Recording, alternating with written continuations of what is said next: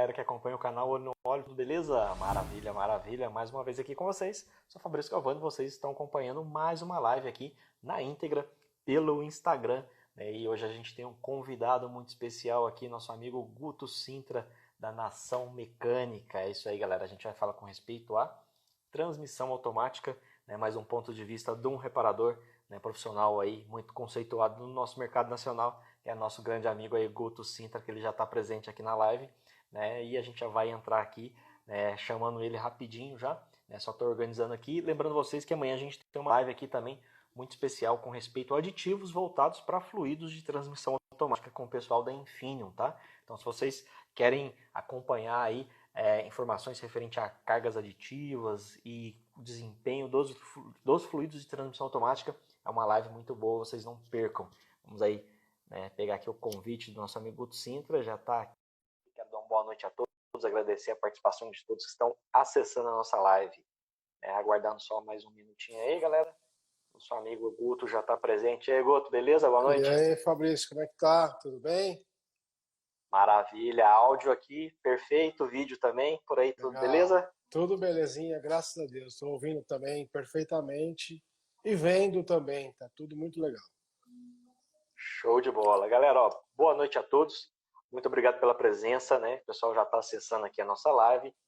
De antemão, quero agradecer o Guto por ter aceito aí nosso convite. A gente já estava combinando essa live há um bom tempo, né, Guto? É verdade. É verdade, eu que agradeço a oportunidade. Obrigado mesmo, cara. Valeu. É importante ter pessoas assim como você aqui, Guto, para compartilhar esse conhecimento imenso que você tem, né, na parte da reparação automotiva.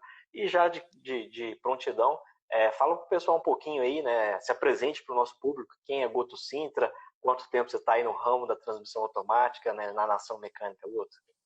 Vamos lá, na verdade eu trabalho na reparação desde 93, cara. Comecei novinho, com 13 anos. E eu comecei como eletricista de autos, cara. Eu não tinha noção que eu ia trabalhar com transmissão automática um dia. Depois eu me formei em mecânico também, comecei a atuar na área de mecânica. E depois que eu fui me aprofundar na área de transmissão automática, para você ter uma ideia, isso em 2004. Na verdade, antes de 2004. Bem antes, na verdade. E eu comecei a atuar nessa área também. E estava começando, o Brasil tinha só carros importados com transmissão automática. Surgiu um cliente com um problema, eu falei, vou encarar. E encarei. E aí tô até hoje, cara, parece que vira vício, o negócio é viciante. Aí eu me especializei só em transmissão automática e hoje basicamente é o que eu faço. Além do trabalho com transmissão automática, ministro cursos também na área de transmissão automática. Maravilha, até quero entregar aqui um forte abraço aí do nosso amigo Jair da Engenec, né, te mandou um abração aí, estava conversando com ele agora há pouco, né, ele falou, manda um abraço lá pro Guto lá, né, vou tentar participar da live. Grande Jair, Jair especialista em osciloscópio e injeção eletrônica, o cara manda muito bem. E pra gente dar início aqui. É mais um reparador old school aí, o cara que, cara, vive esse negócio de reparação automotiva. Abração também, Jair.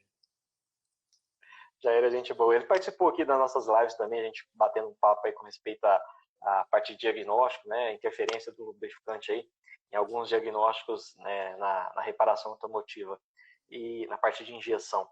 E já que nosso foco é o seu métier, o seu dia a dia aí, Guto, a parte de transmissão automática, né, você domina o assunto com, né, plenitude, a gente já vai direto ao ponto aqui, né, nosso assunto é focar aí com respeito àquelas transmissões que têm maior e algumas menor durabilidade, né, no mercado. Infelizmente isso acontece em qualquer tipo de produto, né, a transmissão automática não é diferente, mas você que está aí no ramo já há um bom tempo como profissional reparador, no seu ponto de vista, óbvio, dentro daquilo que você atua, qual transmissão, né, no seu ponto de vista, aquelas que têm um sintoma de ter maior causa de quebra, ou melhor, qual que é a maior causa de quebra da transmissão, não quais as transmissões, qual a maior causa de quebra que você pega aí no seu dia a dia?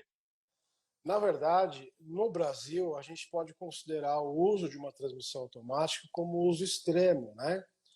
Nós temos a questão da temperatura, o nosso país é um país tropical, então imagina que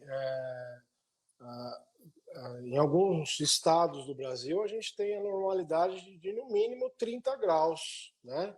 Quase o ano todo. E em países onde são fabricadas essas transmissões, um clima médio de 10 a 15 graus. Então começa por aí.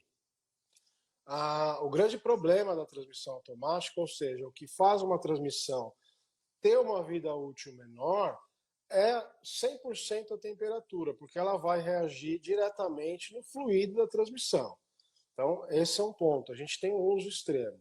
Então, vamos supor que um usuário de um veículo lá fora, num país onde tem 10, 15 graus, essa temperatura, atingir uma temperatura normal de trabalho, ela vai demorar de 10, 15 até 20 quilômetros. E aqui em 5 quilômetros a gente já tem essa temperatura de trabalho normal. Então, se a gente roda 20, 30 quilômetros por dia, essa faixa de temperatura vai ser muito maior aqui do que lá fora. Então, esse é um ponto que a gente precisa levar muito em consideração, porque a degradação desse fluido vai acontecer de forma muito mais rápida aqui. Aí eu vou entrar no ponto das transmissões complicadas. Na verdade, a grande complicação de uma transmissão é a falta de manutenção preventiva, né? Claro que existem alguns projetos mais complicados. A L4 até hoje é ainda uma transmissão, não digo problemática, mas que deveria ter uma revisão preventiva com um tempo menor. Tanto que lá fora na França ela não teve tantos problemas assim, por conta do clima e também por conta da forma de se dirigir uma transmissão automática. O brasileiro está aprendendo isso agora. E ainda muito de maneira muito lenta, né? Até assim, agora o pessoal, acredito eu, que muita gente tem uma nova concepção, né, do que é a manutenção do fluido de transmissão automática, principalmente, né, que é o ponto-chave da vida útil da transmissão. Muita gente está enxergando a necessidade, está buscando se orientar, mas ainda tem muita gente que tem aquele velho hábito, né, de que não se troca fluido de transmissão automática, né, é vitalício, é eterno. E isso gera muita complicação, né, porque às vezes está escrito no manual do proprietário. Eu sempre indico seguir a recomendação, mas nesse caso da transmissão eu discordo, vou ser sincero, né, é um ponto que eu discordo, porque muitas vezes o próprio fabricante da caixa de transmissão recomenda a troca. E o fabricante do veículo, né, que adotou a caixa ali como um componente, acaba fazendo uma recomendação, não sei baseada aonde, né? Na verdade, é uma questão cultural também. E eu acho que a gente está dando um pontapé inicial na informação, o que é mais importante. Então, você faz um trabalho muito interessante com relação à informação. Eu venho desenvolvendo meu trabalho, outras pessoas também vêm desenvolvendo esse trabalho, e assim vai se transformando a cultura, né, de revisão preventiva na transmissão automática. Uma outra transmissão, por exemplo, problemática é a transmissão 6T30, que equipa muitos veículos da General Motors de 2012 para cá. Então, é uma transmissão que também oxida de maneira muito fácil o fluido da transmissão, mas o que a gente continua batendo numa tecla importante? A gente usa a transmissão no Brasil de maneira extrema, né? Por questões de clima, questões de rodagem, que aí entra estrada, entra buracos, entra muito semáforo e aí por diante. E justamente essa falta de manutenção preventiva, que você falou muito bem, as pessoas estão começando a entender esse problema e também entender que fazendo uma manutenção preventiva o risco é muito menor e o alongamento da vida útil da transmissão também é muito maior. Então, são esses focos que a gente precisa entender antes de... Porque assim, há uns 5 anos atrás, todo mundo falava, eu não quero carro automático, pelo amor de Deus, só dá problema, é caro pra caramba.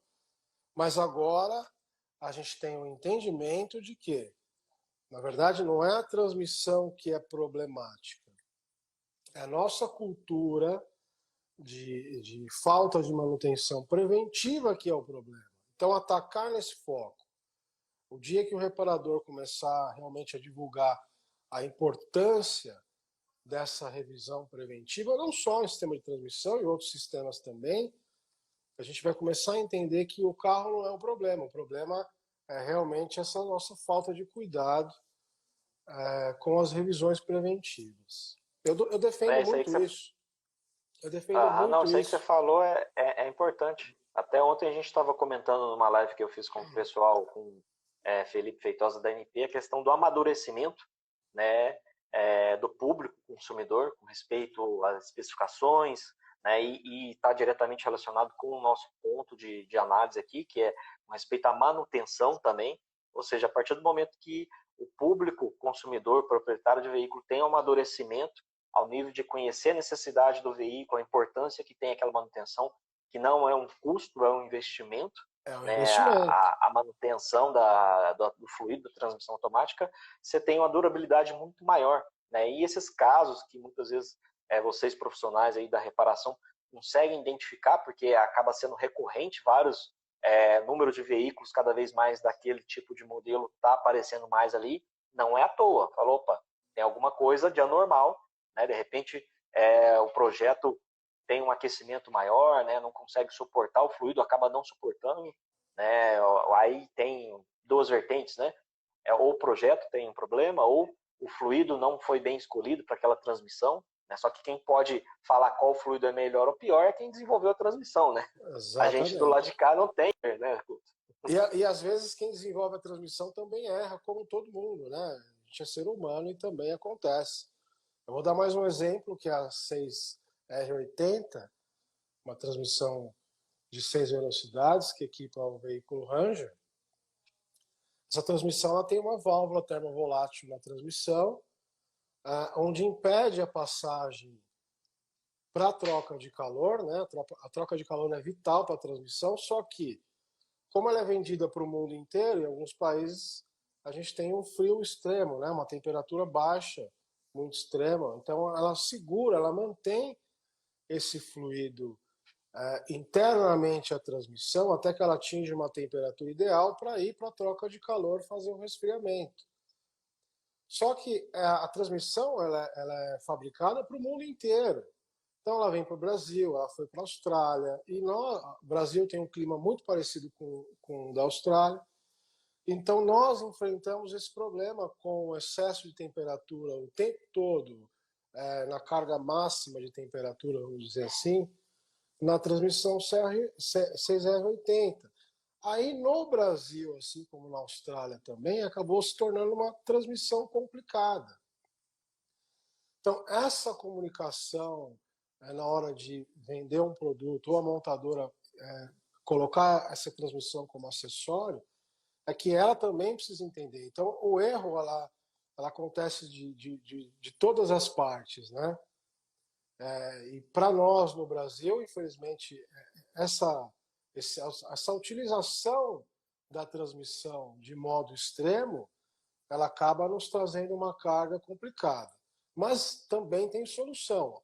Talvez antecipar a manutenção preventiva, principalmente a troca de fluido, que é onde vai receber toda essa carga, principalmente da temperatura, a gente consegue aumentar a vida útil dessas transmissões também.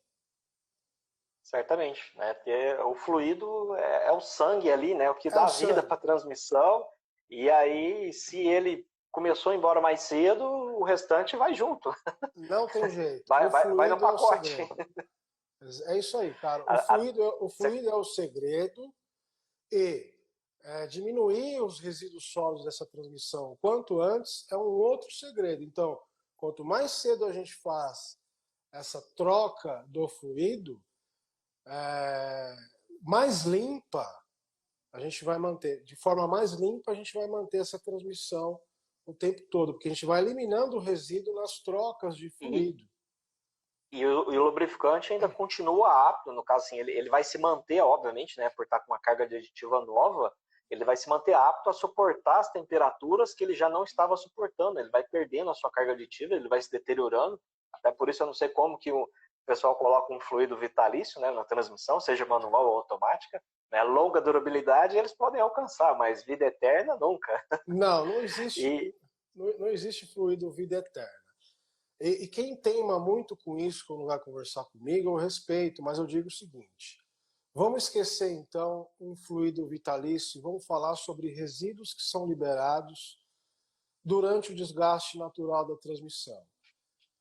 Mesmo que o fluido seja vitalício, que eu realmente não acredito nisso, a gente tem que pensar que todas as embreagens, todos os componentes de uma transmissão automática são submersos ao fluido. E qualquer dispositivo mecânico sofre um desgaste natural. No caso da transmissão automática, esse desgaste natural que gera resíduos vai para onde? Vai para o fluido. Ele vai ser depositado no filtro, vai acontecer a obstrução do filtro. Então, a gente tem que pensar, em vez de a gente brigar entre vitalício ou não, vamos pensar um pouco sobre a quantidade de resíduos sólidos que essa transmissão vai recebendo durante o desgaste natural da vida útil dela. uhum. Até tem uma pergunta aqui do nosso amigo Oil Center CWB, né, comentando por que a gente acabou de falar com respeito a isso, que tem grande influência, né, aqui na pergunta dele, porque os câmbios 6T30 que você citou e JF011 sofrem uma queima maior dos lubrificantes com 30 mil, né, o fluido já está em mau estado, já cheguei de pegar caso assim, né, nesse tipo de transmissão 6T30, né, com 40 mil quilômetros, o fluido já está totalmente oxidado ali, você vê que ele está sem translucidez, e isso é péssimo, né? Isso indica uma péssima condição para o fluido e péssima condição de funcionamento da transmissão, que vai acarretar outros problemas. Então, acredito eu que um dos maiores problemas seja a questão da temperatura, para ele sofrer muito. Né? Talvez se tiver algum outro fator, você pode estar falando aí para nós, Gu. Não, eu acho que ele colocou uma palavra importante: queima. É exatamente isso. Então, a gente sabe que um fluido que sofre uma transmissão que tende a trabalhar com uma temperatura mais elevada, esse fluido vai sofrer uma oxidação muito mais rápida. Isso acontece justamente com o 6T30. A gente tem uma temperatura excessiva durante todo o tempo. E o que acontece? Acontece uma transformação química com o fluido, se ele se mantém muito tempo numa certa faixa de temperatura, e essa oxidação vai ser muito maior.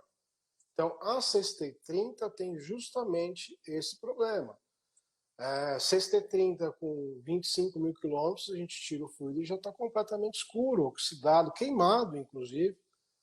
Essa é uma palavra certa, talvez. Talvez não, é uma palavra certa, até para que fique muito claro. O fluido chega a queimar mesmo. Então, os componentes dele, do fluido,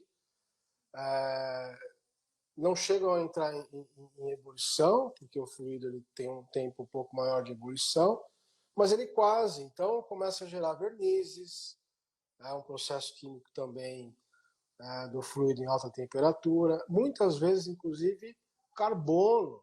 Né? Então, transmissões que trabalham com uma temperatura maior tende a ter uma oxidação mais rápida, e 6T30 é um exemplo disso. Se a gente mantém, É, se a gente pode falar. mantém, se a gente mantém essa troca em transmissões mais complicadas, a troca de fluido, se a gente faz a troca mais cedo, a gente elimina esse fluido oxidado, põe uma vida nova na transmissão, a gente prolonga também a vida de transmissões, mesmo as problemáticas. Com certeza. Até o pessoal comentou aqui a questão de transmissões, aquelas que têm filtros que são de fácil acesso, né? Você remove o cárter, tem acesso ali, tranquilo, né? Deve ser trocado, é óbvio. Agora, aquelas outras transmissões que não têm o acesso fácil, o filtro fica interno da caixa. Nesses casos, eu acredito eu que a situação seja muito pior, né? Porque o filtro vai a tendência é ele se saturar, porque tem a questão do resíduo sólido, que você comentou no início. Isso, o filtro, quando satura na transmissão, ele não é igual no motor, que ele tem uma válvula bypass, né, que Ele vai faz liberar o fluxo, né, Exato. baseado na pressão que foi aumentada ali, e isso vai aumentar cada vez mais, aonde que vai entrar em colapso ali, né, a transmissão, ela vai deixar de fazer engate, ela vai hesitar, vai começar a dar tranco, solavanco, e assim, o pior, né, vai só acontecendo, né, Guto? É exatamente isso. Ah, eu tenho adotado a seguinte, eu tenho passado para o meu cliente, na verdade, algumas observações. Então, quando a transmissão é uma transmissão que não possibilita a troca do filtro de maneira tão fácil, são transmissões que a gente precisa abrir a caixa para fazer essa troca de fluido, eu inclusive indico a troca com um tempo menor, tá? Entre 35 e 40 mil.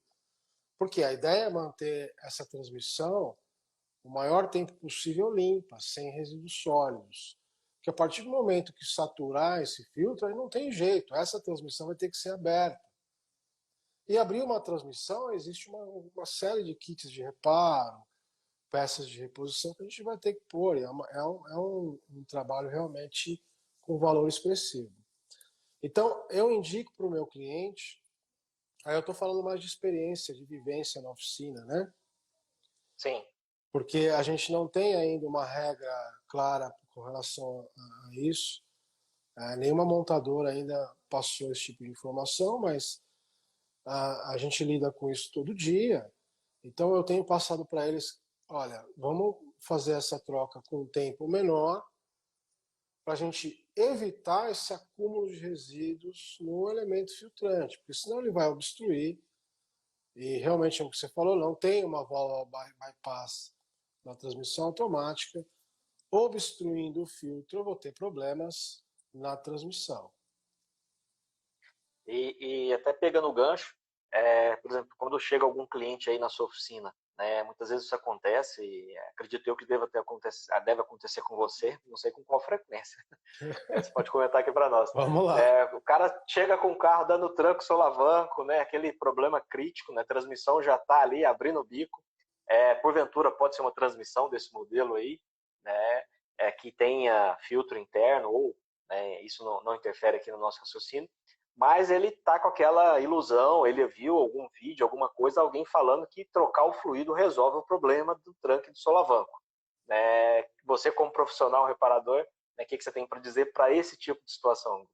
Bom, vamos lá. Isso acontece todo santo dia, Fabrício. Todo dia isso acontece.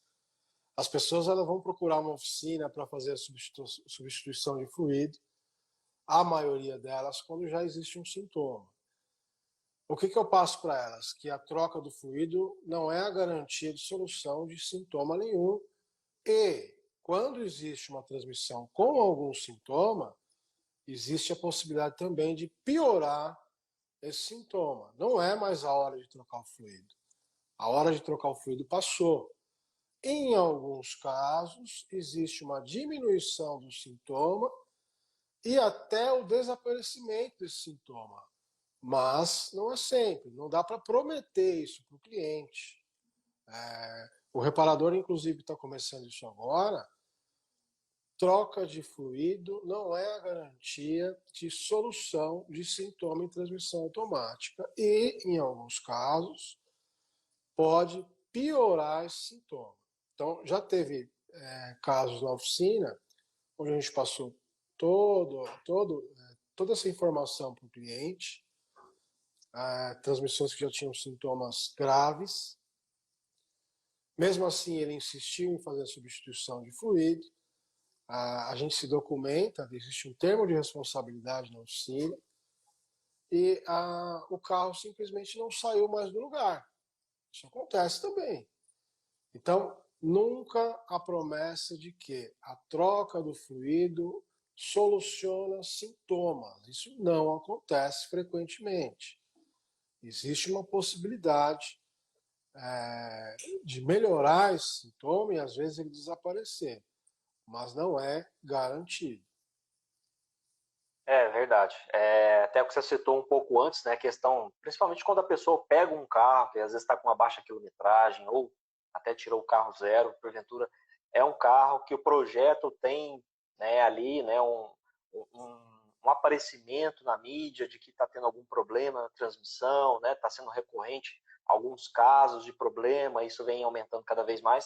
Então, a pessoa tem que ficar esperta, né? Se precaver, no meu ponto de vista, fazer trocas antecipadas para evitar chegar num ponto extremo. Igual você falou, muitas vezes o pessoal te procura no pior momento, né? Depois que aconteceu tudo de ruim. É, Né? Aí ele quer que o Guto salva a pátria ali, faz milagre, e a troca do fluido apenas não vai fazer esse milagre. Ele pode, em alguns casos, como você citou, até melhorar, mas resolver, né, 100% nunca, porque muitas vezes o desgaste ali, né, na parte da transmissão, né, na parte física, né, na parte mecânica dela já aconteceu, já e aconteceu. ali, né, o problema vai vir daqui a pouco, né, ele pode esperar. Por outro Queria que lado, você comentasse, pode falar. por outro lado também, desses mais de 20 anos que eu trabalho com transmissão automática, por outro lado também a gente tem percebido que o aumento de pessoas procurando antes do sintoma está acontecendo. Isso já é uma vitória muito grande para a reparação automotiva, para a transmissão automática também, porque quanto maior a manutenção preventiva, menor o problema. Isso faz crescer também o mercado de transmissão automática. Então, isso é um ponto positivo também. Esse é um trabalho que a gente vem fazendo nas redes sociais e tem funcionado bem também. Uhum, legal. Até tem uma pergunta aqui que caiu bem aqui, nosso amigo Wender Cicione. Como fazer a avaliação na transmissão para que o cliente esteja quando o cliente está comprando um carro? Existe algum procedimento básico ali, né, para fazer esse tipo de avaliação? Porque muitas vezes o cara compra o carro, não tem histórico de nada. Né? O que você orienta nesse sentido aí, Igor? Na verdade, a melhor orientação que eu posso dar é procurar um profissional que já atua nessa área, porque existem algumas partes do diagnóstico que só um profissional vai conseguir fazer. Então, na oficina, por exemplo, eu chamo lá na oficina, até para os meus alunos, de pilares do diagnóstico. Então, a gente começa com uma entrevista com o cliente, para a gente entender se existe ou existiu algum sintoma ou alguma manutenção foi feita. Depois a gente faz um teste de rodagem, que passa por um processo até que longo, né? Eu preciso testar essa transmissão em diversas faixas de temperatura. Depois a gente entra com o diagnóstico eletrônico.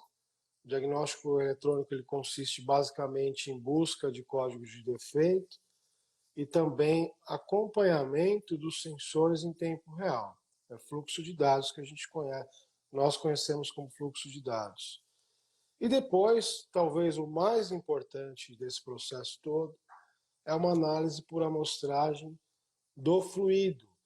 Ali a gente vai ver realmente se esse fluido, se essa transmissão, ela passou por manutenção preventiva ou não. A taxa de resíduos sólidos nesse fluido entrega muita coisa. E a oxidação também. Então, esse seria mais ou menos um escopo de um diagnóstico para quem vai comprar o carro. E vou te falar uma coisa: não vai demorar muito, mas a OS ou nota fiscal de um serviço de manutenção preventiva em uma transmissão automática vai virar uma carteirinha de vacinação desse carro, porque muita gente vai começar a perguntar para as pessoas que estão vendendo o carro: e aí, trocou o fluido, fez a manutenção? Já entendo tudo, cara, não tenta me enganar não. Cadê a nota fiscal? Você vai ver que não vai demorar muito, vai Não, acontecer. eu acho que isso tinha que ser realidade, né? Você falou aí uma verdade que já tinha que ser realidade para nós, que na verdade é ter ali, né, o dono do veículo ter esse comprometimento com a manutenção do bem dele, É, e seguir ali, né? Se ele não precisa ter, às vezes, assim, tão minuciosamente como uns têm, mas pelo menos ter as notas de serviço que ele fez no carro, ali guardadinha, junto com o manual. Muita gente guarda o manual na gaveta do criado ali do lado da cama, né? Não, o manual é uma peça do carro, anda junto com o carro, eu quero né? saber o Coloca. serviço. É isso aí. joga tudo junto. Até, Guto, até agregando aí a esse escopo seu, é óbvio que é algo que foge um pouco a questão de tempo para se utilizar, mas que eu acredito que seja muito viável caso a pessoa tenha disponibilidade do tempo, se ela já comprou o carro e quer fazer de repente isso, é agregar, de repente você pode até pensar aí na sua própria oficina, agregar uma análise de fluido, né, um diagnóstico por análise do fluido, mas uma análise em laboratório. Né? Eu faço algumas análises lá com o laboratório, da transmissão do meu carro eu faço acompanhamento pela análise, né? Fiz com 20 mil, a recomendação dela é com 40 mil, óbvio, vou fazer a troca com 40, mas eu quero fazer a análise dele como que vai estar aos 40. E aí eu vou poder ver, baseado no meu regime de uso, algo próprio meu, né? Porque isso pode variar de cada forma de condução, topografia e tudo mais, o desgaste, né, e desempenho do veículo, então isso vai interferir na vida útil do lubrificante e, consequentemente, da transmissão. De repente, algo que o pessoal pode pensar também em agregar aí como um serviço, tá? Disponibilizar ao cliente a análise através de fluido é uma ótima ferramenta, traz muita informação, viu, Guto? Legal. E que eu queria falar contigo aqui, para o pessoal entender, você falou um pouquinho no começo, né, que nosso país aqui, praticamente nosso regime, devido à questão de temperatura, por ter essa influência também, acaba atrapalhando muito a vida útil do fluido e, consequentemente, reduzindo a vida útil da transmissão, por isso que algumas duram menos. Algumas conduções, a forma de conduzir o veículo é prejudicial, né? Muita gente não se atenta a isso. Muitas vezes isso acaba entrando na sua entrevista, que você falou aí dentro desse escopo, né? Quais seriam as piores formas de condução, né, de um veículo de transmissão automática aí, que vai denegrir a caixa? Eu acho que o principal foco é realmente tentar fazer com que a transmissão trabalhe no regime ideal de temperatura. Então, muitas pessoas acham que drive é a melhor opção de dirigibilidade. Mas, na verdade, ela é até um certo ponto, né? Então, se você vai pegar uma serra muito íngreme, por exemplo, a gente percebe nitidamente que o carro fica de quinta para quarta, se tiver 5 marchas, ou de quarta para terceira, se tiver 4 marchas, o tempo todo, né? Oscilando entre, vamos falar numa transmissão de 4 velocidades, ela fica entre quarta e terceira, quarta e terceira, quarta e terceira. Cada mudança de velocidade, para cada mudança de velocidade, eu gero um atrito. E esse atrito eleva a temperatura da minha transmissão. Então, cada vez que eu tenho esse atrito, eu vou elevando a temperatura da minha transmissão. Então, em casos como esse, a gente tem que mudar a alavanca de câmbio. Então, eventualmente, nós temos lá, abaixo de drive, nós temos 3, 2, 1. Está acontecendo muito tempo essa mudança, baixa para 3, até que você chegue num ponto onde você pode continuar em quarta marcha sem que ela tenha essa oscilação. Em caso de veículos que a gente não tenha 3, a gente tem o manual, joga para manual e mantém ela em terceira marcha, em caso de veículos com 4 marchas. Então, isso faz com que eu proteja a minha transmissão de um excesso de temperatura. Eu acho que esse é um dos principais erros de condução, né? Isso vale para as marchas inferiores também. Por exemplo, sair com o carro carregado, com uma carretinha atrás, muito peso, esse atrito vai aumentar, vai acontecer um aumento ainda maior desse fluido da transmissão automática. Então, porque eu tenho um peso excessivo, né? Então ele vai ter que ter. Imagina esse atrito com peso excessivo. A temperatura vai subir ainda mais. Se eu vou sair num lugar muito íngreme, com o carro pesado, eu não uso drive, eu uso um manual. Porque em um manual eu tenho a aplicação de uma outra embreagem que reforça essa primeira manual. Então, são estratégias que, inclusive, está no manual do proprietário, que o cara não vê. Mas isso vai diminuindo e bastante a vida útil da transmissão. Fica a dica aí, galera. Não vamos esmirilar a transmissão, né? Não, cara, a transmissão automática ela é um acessório seguro, de alta durabilidade, mas como qualquer componente, a gente precisa saber usar, senão a gente estraga. Tem o seu ponto sensível, né? É, Até acredito eu, o pessoal fez um comentário aqui, a questão de colocar no modo esporte, né? E no câmbio CVT isso é muito prejudicial, né? Você utilizar ela ali no modo esporte, porque são duas polias e ela fica ali, né? Gerando um atrito maior do e que o que está projetado. temperatura. Você tá forçando ela, né? Acredito eu que na transmissão automática pode ser que isso também aconteça, mas você pode falar com mais propriedade aqui para nós, Guto. Se também segue o mesmo raciocínio ou não, né? O modo esporte é fato, né? Você está exigindo mais da transmissão, né? Você tá... Pois é, para muitos que gostam de velocidade, eles entendem o modo esporte como um negócio para descer o pau, né? Mas na verdade o modo esporte ele é para determinadas condições. Então vamos supor, eu preciso fazer uma ultrapassagem num caminhão na estrada. Eu preciso que essa marcha se alongue mais para eu ter uma ultrapassagem com segurança. Esse é o momento de ativar o modo esporte. Acabou, desativa o modo esporte, né? Eventualmente eu quero, de repente, uma marcha mais alongada, tudo bem, mas você não pode fazer isso o tempo todo. Quanto maior o giro do motor no momento da mudança, essa mudança vai provocar um aumento maior na temperatura do fluido da transmissão, porque eu tenho uma velocidade extrema no momento da mudança. Isso é muito lógico, inclusive. E quanto menor, por exemplo, se eu usar o botão eco, nos veículos que tem o sistema eco, eu diminuo essa mudança.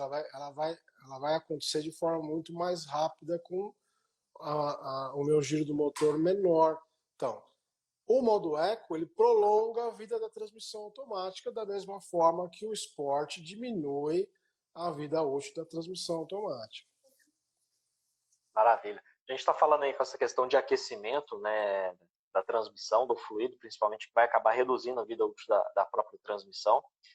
Mudando um pouquinho o foco da transmissão, vamos partir para o motor, mas que tem tudo a ver. Né, um caso de superaquecimento de motor, Guto. O motor aqueceu lá, né, o superaquecimento, muita gente lembra só do lubrificante do motor, né, e acaba esquecendo do fluido da transmissão automática quando esse é equipado com a transmissão automática. Quais os cuidados que o pessoal tem que ter num caso de superaquecimento aí do sistema de arrefecimento, né? Superaqueceu, o que ele vai influenciar diretamente na transmissão? Na verdade, a refrigeração do motor ela é muito importante para a refrigeração do fluido da transmissão automática. Então, além do caso de superaquecimento, manter o sistema de arrefecimento sempre em perfeito estado é importante para o motor e é importante para a transmissão, já que o fluido da transmissão automática ele vai precisar dessa refrigeração, da mesma refrigeração do motor, para refrigerar o fluido da transmissão automática. Em casos de superaquecimento, o mais indicado é fazer a troca do fluido da transmissão automática. Porque até que esse carro ferva, a gente não sabe quanto tempo esse fluido trabalhou em regime de alta temperatura. Então, provavelmente ele vai ter uma degradação maior. Então, superaqueceu, além dos cuidados que você precisa ter com o motor, você precisa ter com a transmissão também. Troca de fluido da transmissão automática, limpeza no sistema de arrefecimento. Aliás, a limpeza no sistema é tão importante que hoje nós temos sérios problemas em trocadores de calor, aqueles que vão embutidos na transmissão, por corrosão. Quando acontece a corrosão num sistema desse de troca de calor, ela se rompe, as paredes são muito finas, ela se rompe e mistura óleo com o líquido do aquecimento. Então, nesse caso, superaqueceu, substitui o fluido da transmissão automática também, porque a gente não sabe quanto tempo esse sistema de arrefecimento trabalhou com o regime fora da faixa, em alta temperatura. E fritou o lubrificante.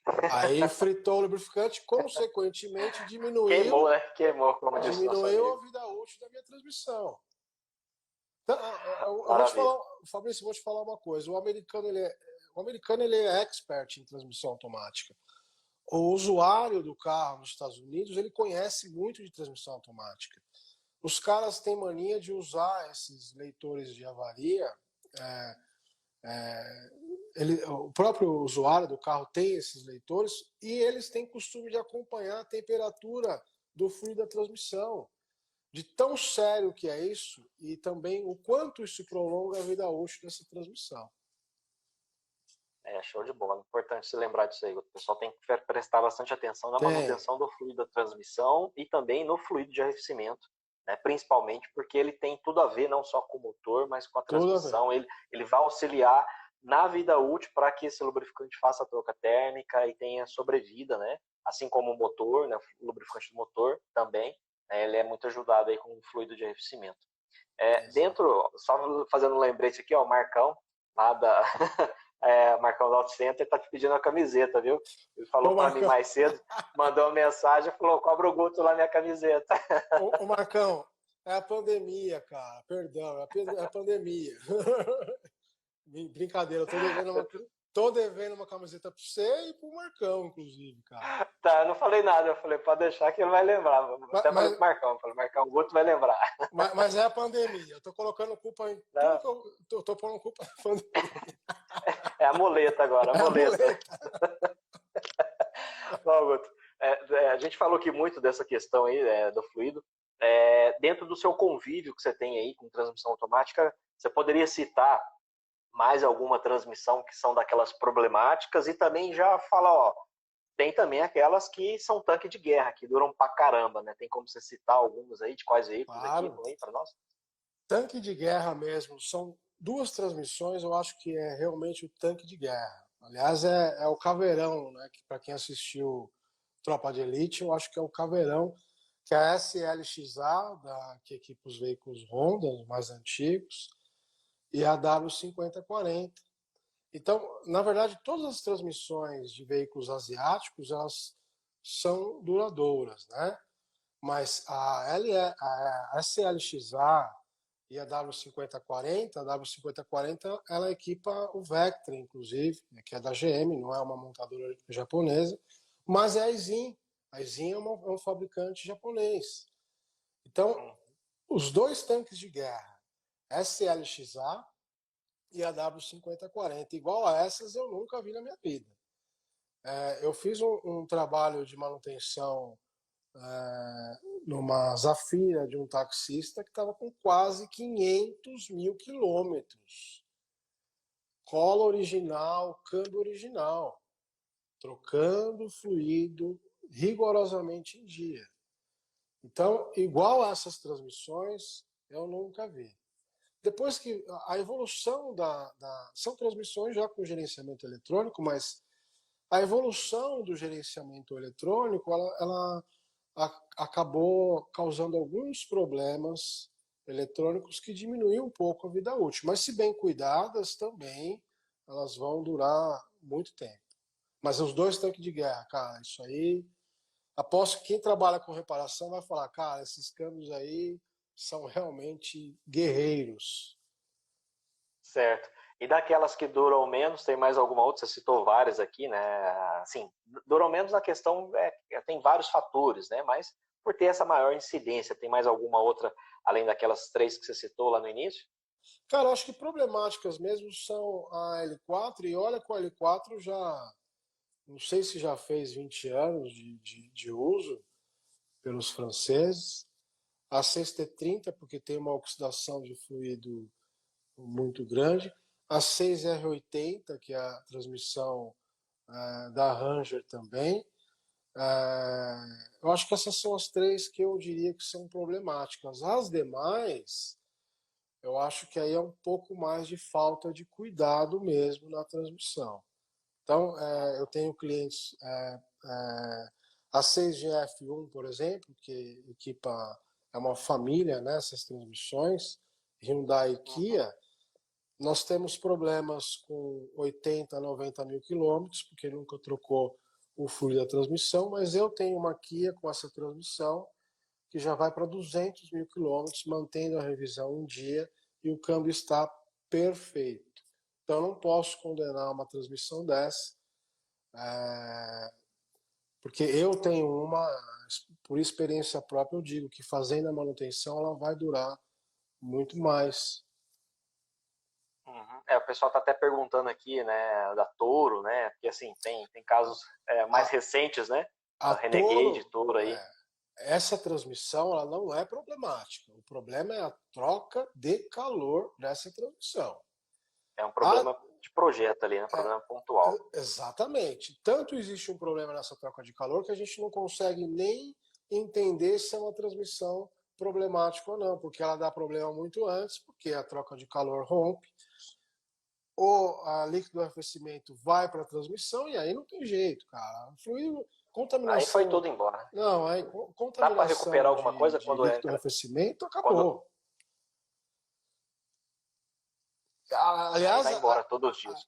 aí vem aquela ideia principal, né, de cuidar do sistema de arrefecimento. Claro que no caso de Toro e Renegade não é só isso, mas já surgiu, então, uma nova preventiva: trocar o trocador de calor desses veículos antecipadamente. Antes, É. é verdade.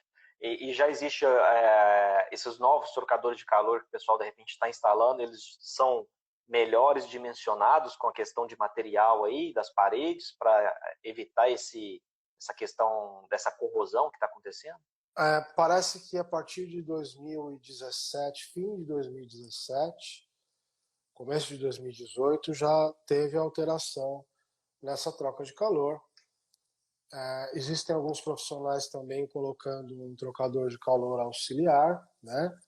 Removendo então o trocador original, que eu sinceramente não gosto muito. Claro que se não tivesse melhorado esse problema, se não, um estudo bem elaborado para melhorar esse problema, e não teria solução. Quando não tem solução, a gente tem que procurar outros meios. Mas eu sou um cara que gosto muito da originalidade do projeto em si, porque a gente não sabe exatamente o que vai acontecer com uma adaptação, se isso vai dar certo, às vezes é pior até, né? Então, se existe Uhum. um problema nesse trocador de calor, de repente a melhor situação é fazer a troca desse trocador de calor.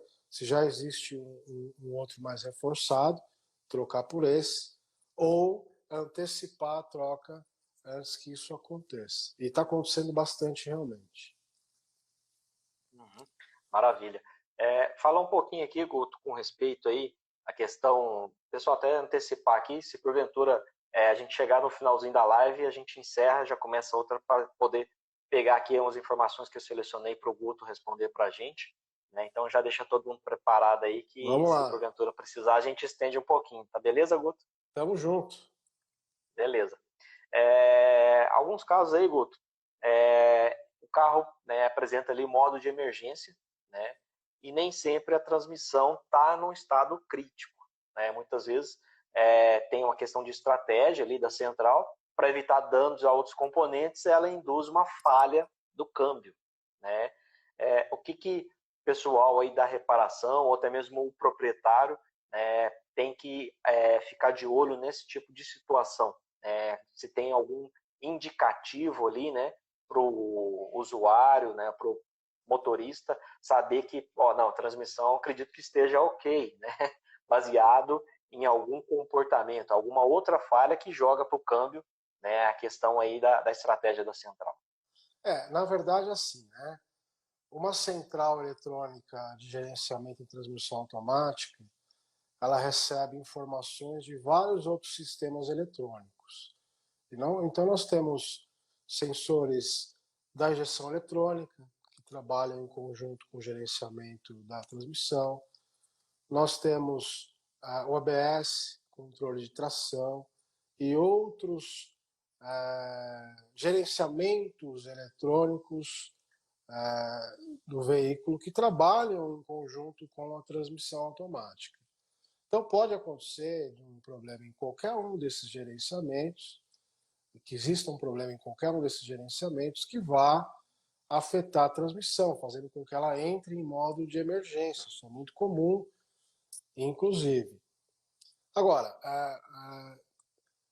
essa informação quem vai ter é realmente o profissional que tem lá o equipamento adequado para fazer isso. Mas um exemplo muito claro, em conjunto com o estado de emergência da transmissão, uma falha do motor, por exemplo. Então a gente já pode desconfiar que existe um problema na injeção eletrônica que pode estar afetando o meu gerenciamento eletrônico da transmissão. ABS, acende a luz do ABS junto com o estado de emergência da transmissão. Então a gente já pode entender que pode estar acontecendo um problema no ABS que está comprometendo o trabalho de gerenciamento eletrônico da transmissão. É claro que para que isso aconteça, para a gente ter certeza disso, a base é o diagnóstico, né? Então, quando a gente tem um diagnóstico bem elaborado, a gente entende que o problema não está na transmissão, está em outros sistemas eletrônicos do veículo e está afetando na transmissão. Mas a transmissão ela pode entrar em modo de emergência não só com defeitos eletrônicos, ela também pode entrar em emergência com defeito mecânico na transmissão ou hidráulico. Uma patinação, por exemplo, dentro da transmissão, ela vai alterar o sentido de funcionamento dos meus sensores de velocidade de entrada e de saída. Porque o meu gerenciamento eletrônico, ele conhece perfeitamente, ele tem um cálculo pré-estabelecido no módulo, onde eu tenho a minha velocidade de entrada e a velocidade de saída, com um cálculo pré-estabelecido em qualquer situação que esse carro passe. Saiu fora dessa faixa, por patinação, que pode ser um defeito hidráulico, ela vai acender a luz de emergência e o carro vai entrar em modo de emergência também. Maravilha. Perdeu o time, ela já Perdeu o identifica. time, ela sabe que patinou. As transmissões mais modernas ainda são mais sensíveis com relação a isso. Tudo isso, esse monte de sensor que tem, né? Muitas vezes o pessoal pensa que é ruim, né? Mas na verdade tudo tem um objetivo, né? Que é ter o perfeito funcionamento, conseguir identificar ali, né, as diversas situações de uso do veículo e transformar tudo isso, né? Convergir isso para o grande foco das montadoras, que é economia de combustível, melhoria de desempenho, redução da emissão de poluentes, né? Isso aí é tudo voltado para esses objetivos, principalmente, né, Guto? E tem um item a mais também que a gente às vezes a gente esquece. As montadoras elas vêm procurando conforto, vêm procurando uma série de coisas realmente, mas também aumentar a segurança do condutor e das pessoas que estão dentro desse veículo. E a eletrônica, eu ouço muito cliente antigo dizer assim, pô, os caras puseram esse monte de eletrônica, atrapalhou tudo. Mas, na verdade, a eletrônica ela é muito responsável pela diminuição de acidentes que a gente tem nas estradas ou até mesmo em vias normais. Maravilha. Pessoal aqui fazendo comentários aí, reafirmando aquilo que o Guto já falou aqui para nós com respeito às transmissões aí, tanques de guerra, né, Caveirão, né, a SLXA e a W5040, pessoal da reparação aí, dando os seus depoimentos aqui para nós. Agradeço aí o pessoal que falou aqui para nós.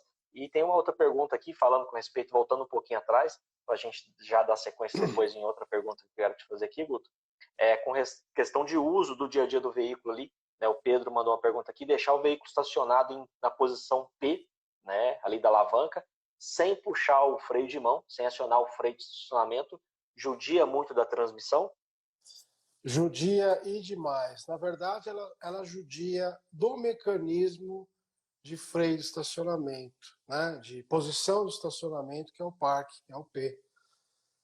Para quem já viu uma transmissão aberta, a gente vê que esse dispositivo ele é sensível, ele é fixo em pontos da transmissão que são sensíveis, inclusive. O parque ele não serve para isso. Ele não é um freio, ele é uma segurança. Então, se a gente olhar na lei de trânsito, a gente é obrigado a manter o carro em lugares íngremes com o freio de mão puxado, em caso de transmissões manuais, com a alavanca engatada, em primeira, tem que estar engatada. Como a gente não tem condição de fazer isso com uma transmissão automática, então nós temos um dispositivo de parking que é um reforço, uma segurança, caso esse freio de estacionamento, que é um freio de mão ou de pé, tenha algum problema. É só para isso que ele serve, ele não serve como freio. Então esse dispositivo ele é sensível e se você fizer isso, eu já presenciei algumas vezes, não foi uma só, a quebra da carcaça da transmissão, porque o cliente fez isso. Então, não é para isso que ele serve. Ele é uma segurança a mais caso venha a falhar o freio de estacionamento. Maravilha. Agora, Guto, a gente vai entrar aqui num ponto delicado aí, né? Falando de transmissão automática, né? De fluidos. Mas gostaria de ter a sua opinião, é claro, se você quiser deixar ela aqui aberta para nós. A questão, assim como acontece em motores, isso também acontece em transmissão, né, automática e até manual. A questão de uso de produtos suplementares aos lubrificantes, né? Os famosos aditivos, né? Tem gente que chega a usar até condicionador de metal, falando aqui de transmissão automática. Qual a sua opinião particular? Né? Não sei se você já chegou a usar, se você já experimentou. Você vê que isso traz benefício, resolve problema, é milagroso? Vamos lá. Na verdade, Peraí, Guto, só um minutinho. Vamos lá. Antes de você responder, galera, eu vou encerrar a live aqui. A gente já está chegando aqui com 57 minutos. Isso, eu não quero interromper o seu raciocínio. Né? Vou encerrar a live aqui. Volta todo mundo aí para pegar a resposta do Guto, galera. Vamos nessa. Só para antecipar aqui, Guto, o pessoal tinha feito uma pergunta, antes de você dar a resposta, até o pessoal ir entrando. Fala um pouquinho com respeito à questão do curso EAD que você também fornece, que você disponibiliza aí para o pessoal, se dá treinamento, né, presencial, mas agora com essa questão da pandemia você também está fazendo o EAD, né? O curso EAD, inclusive, me surpreendeu bastante, porque ele acabou entrando. Eu já estava fazendo esse curso EAD, mas ele acabou sendo lançado no momento de pandemia. Ele me surpreendeu bastante por conta da facilidade que o aluno que está fazendo esse curso está conseguindo, né, entender e entrar nesse mundo da transmissão automática. Eu achei que ia ser um pouco mais complicado, mas eu me surpreendi bastante. Eu estou vendo alunos dedicados, inclusive, com perguntas racionais sobre o assunto. As pessoas estão querendo realmente entender a transmissão automática. Inclusive, um abraço para os meus alunos, para todos que estiverem assistindo ou que vão assistir depois. E realmente me surpreendeu bastante. E eu estou com um lance bem legal, entendendo essa situação de pandemia, que é para as pessoas que querem fazer o curso presencial, nesse momento a gente ainda não está conseguindo fazer. Eu fiz um preço especial para a turma online e quem quiser fazer o presencial depois, porque os dois eram o mesmo preço. Quem quiser fazer o presencial depois, só paga a diferença. Então, isso também é um ponto importante para as pessoas que querem começar a aprender agora e não podem vir. E depois, se quiserem vir também fazer o presencial, podem vir fazer. E com certeza as portas vão estar sempre abertas. Maravilha. Bom, Guto, vamos aí para a pergunta que não quer calar, né? O uso de aditivos, o pessoal já tinha feito essa pergunta lá, né? Mencionou isso lá nos comentários, né, da nossa live aqui, antes da gente encerrar, a questão de uso desses suplementos aí na transmissão automática. Qual que é a sua opinião? Melhora, dá resultado, faz algum milagre? Bom, vamos lá. Eu acho que a produção de um fluido, ela já contém diversos aditivos para o bom funcionamento da caixa de transmissão automática. É claro que existem alguns aditivos que potencializam esse fluido. Eu acho que é válido a utilização desses aditivos, alguns inclusive com aditivação com a ideia principal do aumento de fricção. Quando a gente tem um aumento de fricção dessas embreagens, a gente tem uma certa diminuição de atrito. Isso é muito importante, inclusive para aquele primeiro assunto, manter a estabilidade da temperatura da transmissão. O que eu não gosto muito é vender um produto como uma solução de um problema, né? E, na verdade, talvez essas empresas não estejam fazendo isso. Como eu vejo um produto que, de repente, faz amenizar um sintoma, eu vejo ela como uma ferramenta de diagnóstico, né? Então, se eu concentro de forma com algum desses produtos, eu faço um trabalho nas vedações da transmissão automática que possibilita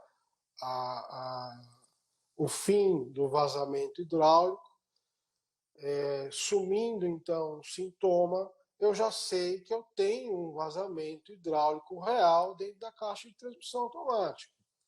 Então eu vejo produtos que eliminam o sintoma mais como uma ferramenta de diagnóstico do que uma solução de problema. E, diferente disso, um aditivo onde eu tenho uma melhoria do potencial do meu fluido, aí eu acho super válido. O que a gente não pode fazer, isso de maneira nenhuma, é usar um produto que elimina sintoma, por exemplo, para vender o carro, né? Isso no meu consentimento não entra, né? É igual o cara que põe a banana no Fusca, no motor do Fusca, para parar de fumar. Né? Eu acho que aí a gente está entrando num retrocesso muito grande. Mas eu percebo que as empresas não vendem isso como solução, a empresa séria. Ela vende isso realmente como diagnóstico. Usa esse problema, se eliminar o sintoma, você já tem um diagnóstico formado. Por exemplo, o vazamento de pressão hidráulica dentro da caixa. Né? É o caso de parar e fazer o reparo na transmissão. Exato. Diminuir o sintoma por conta desse produto, abre a transmissão que tem BO lá dentro. Né? Então, eu acho que ele sendo vendido dessa forma é legal. Né? E eu posso até usar em determinados momentos. Assim como aditivo também, como melhoria, né? No fluido. Agora, vender isso para vender carro, cara, eu sei que é muito difícil lidar com a consciência de cada um, mas para mim não entra. Na minha oficina, dessa forma, não entra. Maravilha. Tem uma pergunta aqui do nosso amigo James Costa, né? Um forte abraço aqui, James, é amigão nosso. Ele queria saber a questão do uso de produto para limpeza interna da transmissão.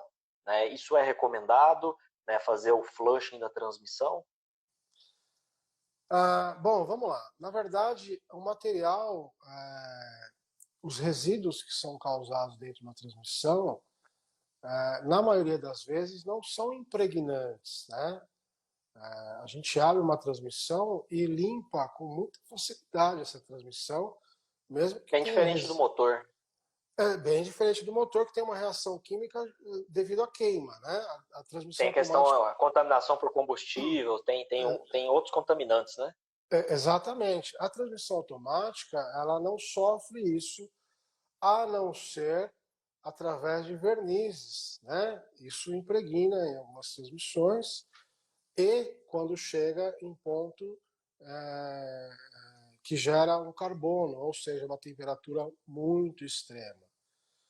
Então, isso depende de uma análise por amostragem do fluido. E a partir do momento que eu preciso usar um flush numa transmissão, pelo menos dentro do meu entendimento, me perdoe as pessoas que realmente acreditam nisso, mas eu tenho que defender a minha forma de trabalho.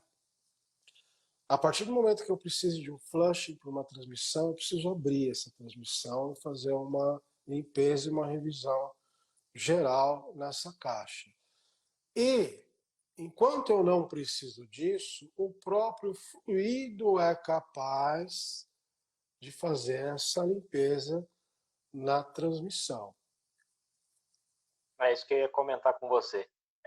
Porque às vezes a pessoa pode pensar em fazer o flushing num período, vamos supor, ele troca o fluido a cada 30 mil quilômetros, por exemplo, bem antecipado do que muitas vezes as transmissões recomendam. E às vezes ele pensa, vou fazer um flushing agora para manter limpo, mas no meu ponto de vista também eu vejo que o fluido novo faz uma limpeza, né, de ótimo tamanho, tanto na transmissão quanto no motor. Ela está com a carga aditiva em alto nível para garantir uma boa limpeza do sistema e o sistema não está tão contaminado, né? Você está fazendo trocas bem preventivas nesse sentido, né, Gu? Exatamente.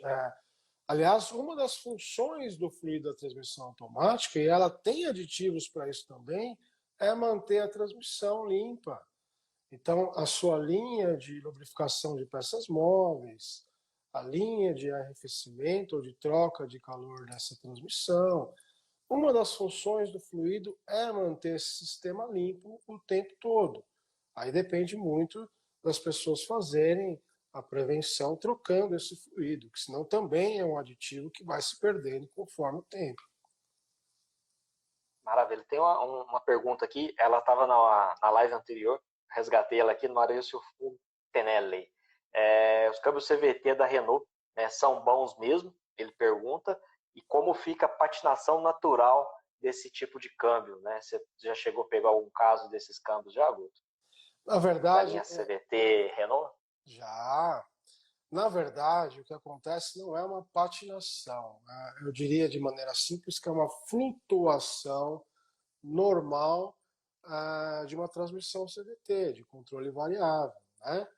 Então, a impressão que a gente tem de troca de marcha, inclusive no CVT, ela foi implantada eletronicamente pelos fabricantes, porque senão ela nem existiria, tá? Então, a ideia que a gente tem de patinação não é uma patinação, é um trabalho exatamente da CVT. Então, isso foi vendido, inclusive, essa flutuação, como economia de combustível, né? De maneira simples, eu posso fazer uma troca de uma transmissão sequencial como isso. Ó. Ela sobe, sobe, a CVT ela faz isso em linha contínua. Então, não tenho essa perda nesse momento da troca. Em algumas transmissões, ela, ao invés de fazer isso, inclusive, sequencial, ela faz isso. A CVT ela vai ter uma linha ascendente contínua. Então, para a economia de combustível, CVT é uma transmissão com certeza muito boa. Não é patinação, é flutuação. Em alguns casos, quando já existe um problema na transmissão, sim, ela vai ter uma patinação. Mas o natural da CVT é uma flutuação. Isso é uma maneira grosseira de falar, mas é uma flutuação decorrente de uma caixa com controle variável. Eu acredito que isso vem muito da consequência do pessoal que estava muito adepto à transmissão automática. É, Acho que para o público não sentir tanta diferença, e às vezes o público de repente estava até pedindo, né? Falou, não sente o carro engatar, né? Não sente aquele tranquinho, né, do engate. Aí o pessoal colocou essa forma de simulação, né? é uma Simula simulação. os engates e isso pode dar essa falsa impressão de estar patinando, né, Guto? Como É você disse. exatamente isso. Maravilha. A gente vai entrar aqui agora numa outra parte, Guto, aí da nossa live, falando um pouquinho mais avançado aí, né, no mercado, a questão dos veículos híbridos, né, até vai fazer parte da nossa live amanhã, abordar a questão dos fluidos voltados para veículos híbridos, né, de transmissão automática. Queria que você comentasse para nós aqui, desse seu feedback, né, seu retrospecto aí como reparador, não somente para profissionais que querem entrar nessa área, né, de transmissão automática, mas também para o próprio público consumidor proprietário saber um pouquinho mais da questão da manutenção dessas transmissões. Elas diferem muito das transmissões convencionais, exige algum caráter de profissionalismo maior, né, de treinamento com respeito a questões aí, de tratar de veículos híbridos que têm taxas de tensão maior aí, né, questão de bateria e tudo mais? Na verdade, em termos de manutenção preventiva, não muda nada. O que nós temos nas transmissões híbridas? Nós temos as de mudanças sequenciais também, lá fora, inclusive, saiu muito.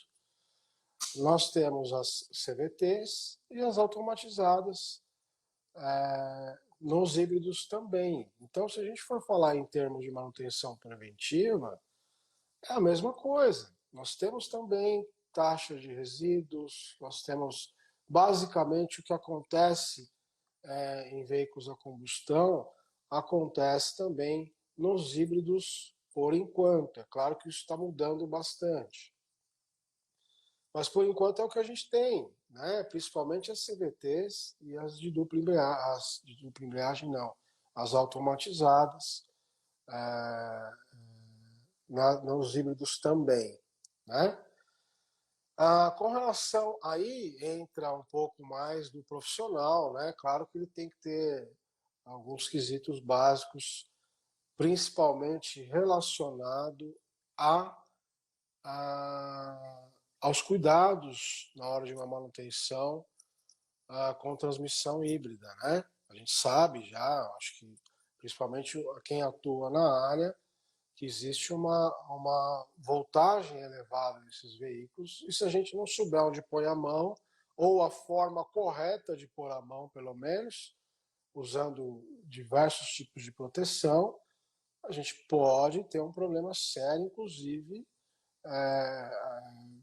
perder a vida, né? Então a gente não pode sair desmontando qualquer coisa, achando que é ali ou que é aqui. A gente precisa conhecer muito bem o sistema antes de colocar a mão. Isso é muito importante, porque no Brasil, por exemplo, claro que a gente tem profissionais de muita competência, mas a gente sabe também que alguns não buscam muito a questão de se profissionalizar, né? Nos Aham. híbridos e elétricos, principalmente elétricos, que tem uma voltagem ainda maior, mas a transmissão já é outra, totalmente diferente.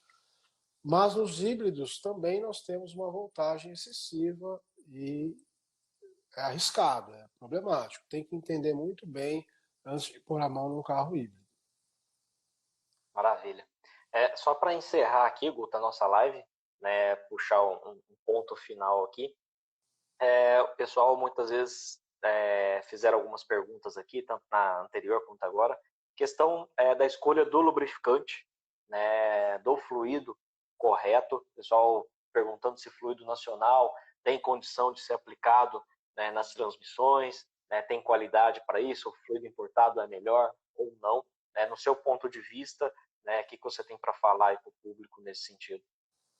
Na verdade, a questão do fluido ainda é um grande problema para o reparador. Isso eu recebo, cara, muita pergunta sobre o fluido todo santo dia, né?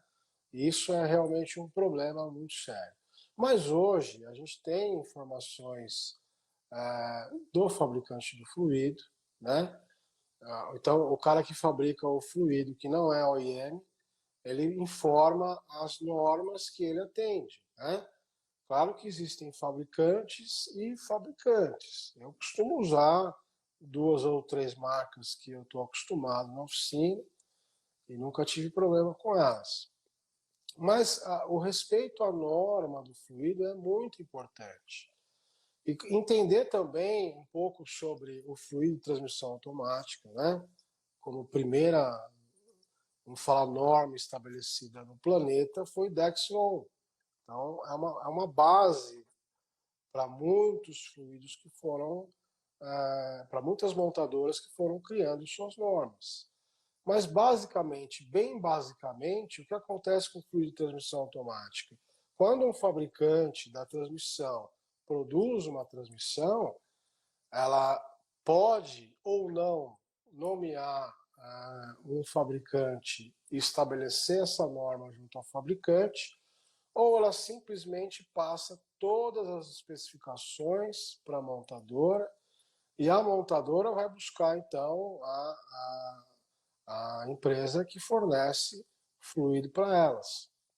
Então aí é onde acontece a confusão. Então existe uma norma do fabricante da transmissão, existe uma norma da montadora, existem no mercado as empresas que fabricam fluidos que podem ser homologadas por essas montadoras.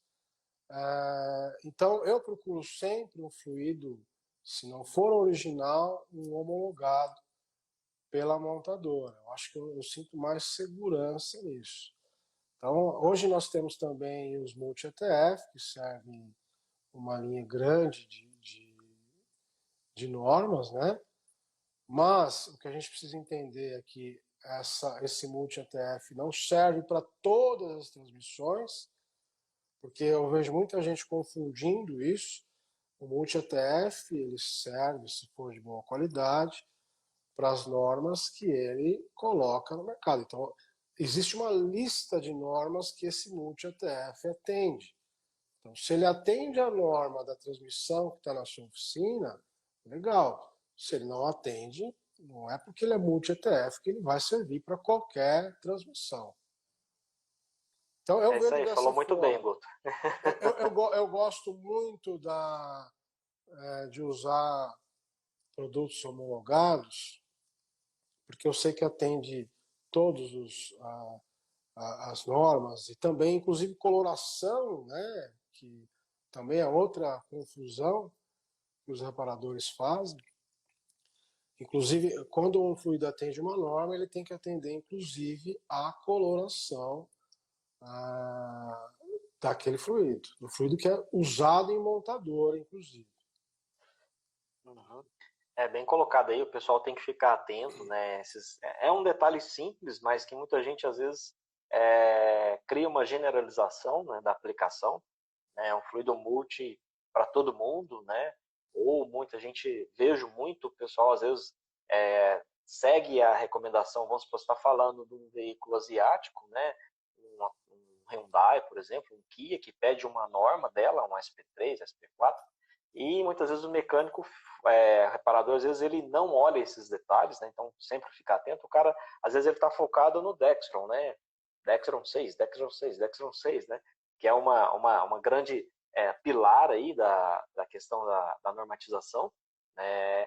Mas ele não é para todas as transmissões, e assim como o produto multi também, ele não, às vezes não vai conseguir atender todas, às vezes vai atender uma boa parte, mas nem todas. Então ficar atento a esse pequeno detalhe, né? Seguir a norma, a especificação, né? Não reinventar a roda, porque ali já foi testado e desenvolvido, né? Então tem muitos porquês de ter escolhido aquela especificação. A montadora, junto com quem desenvolveu a transmissão, fez os testes e dá garantia baseada naquilo. Então a gente, como profissional do outro lado, deve seguir isso para dar garantia do serviço prestado, porque se você aplicar o lubrificante errado, todo aquele seu É, serviço que você fez, acredito eu é. que vai por água abaixo, né? A hora de você pôr a cereja no bolo, você põe Não, uma pedra no bolo, né? exatamente isso. E, na verdade, existe uma tendência muito forte entre os fabricantes de fluido, que é lançar um novo fluido que atende também. Então, por exemplo, o Dextron é um bom exemplo disso. Então, nós temos diversas normas Dextron, e os seis, inclusive a GM documentou isso. O 6 não deixa de ser um multi-ETF para essas outras normas Dextron, né? Ele atende também a Dextron 3, por exemplo. Isso a GM documentou isso, né? E Dextron, na verdade, como uma das primeiras normas estabelecidas no mundo, ela é base para muitas outras normas de transmissões que são fabricadas pelo mundo inteiro, né? Então, vou dar um exemplo, o AW5040. A norma estipulada pela ISIN é outra, mas na GM usa-se Dexon, né? Então, também gera confusão para o reparador essas Gera muita coisas, confusão. né? Gera muita confusão. Isso é bem complicado porque quem desenvolveu a transmissão, né, fez um teste.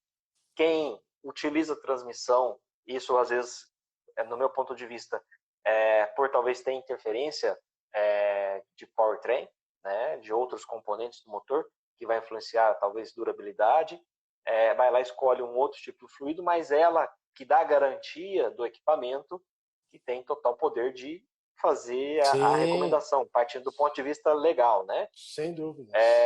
Se você mudar a aplicação, você está assumindo o abacaxi, né? Então, qualquer problema que tem, o filho é seu, você assumiu o risco de colocar um outro tipo de fluido, mesmo que o fabricante indique aquele tipo de fluido, isso gera muita controvérsia, é muito complicado, né?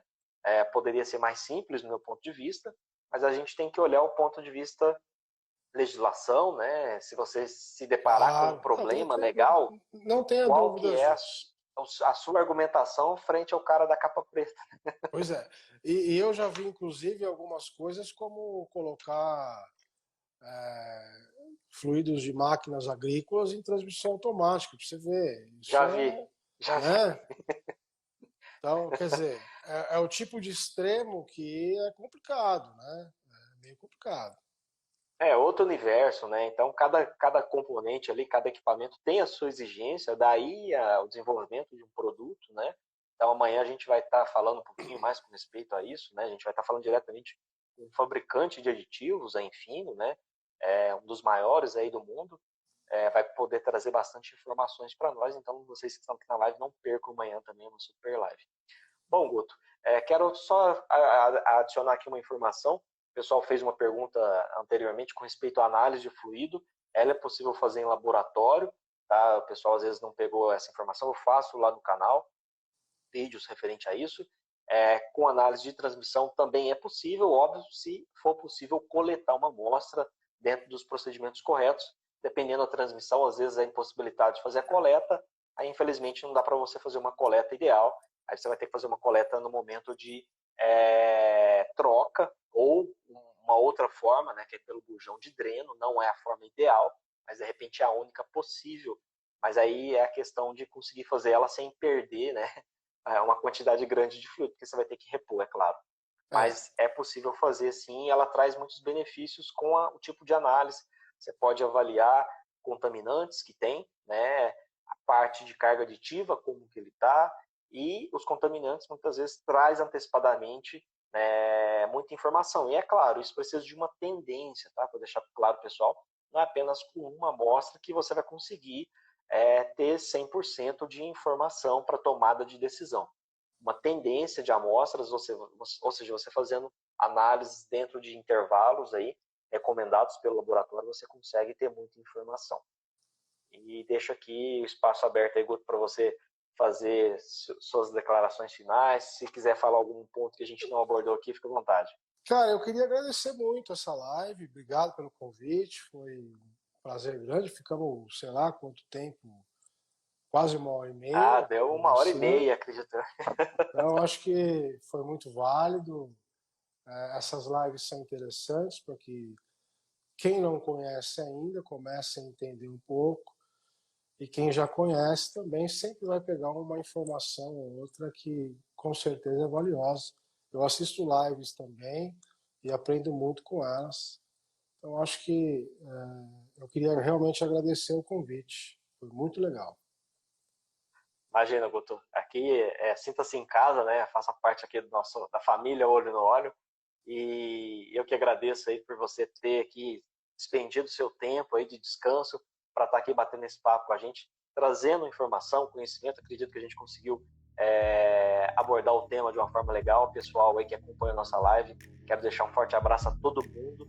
Muito obrigado por ter acompanhado a gente desde o início. E amanhã a gente está aqui com mais uma live. Aguardo vocês. Forte abraço, galera. É isso aí, um grande prazer. Obrigado, gente. Valeu!